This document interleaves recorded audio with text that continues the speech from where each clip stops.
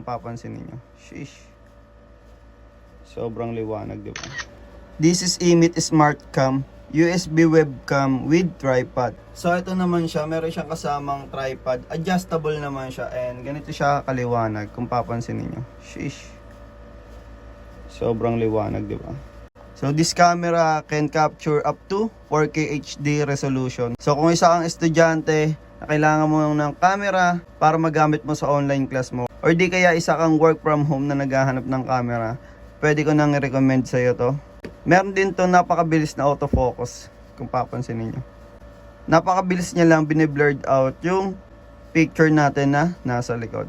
Actually, I bought it with this video light. Tapos ayan naman siya. So kung papansin niyo, meron tayo diyang ilaw sa likod. And ito lang yung gamit natin, XJ75 video light. Pwede natin siyang i-adjust depende sa color preference natin kasi meron siyang iba't ibang color. So we have this red, green, blue, yellow, violet, something cyan I guess, and color white. And actually, di ba sobrang hina niya, pwede natin i-adjust yung brightness niya depende sa preference natin. So ayan, inaangat lang ko siya ng color. So ayan, sobrang liwanag niya rin. So ito siya, pwede siya magamit pang online class or pang work from home.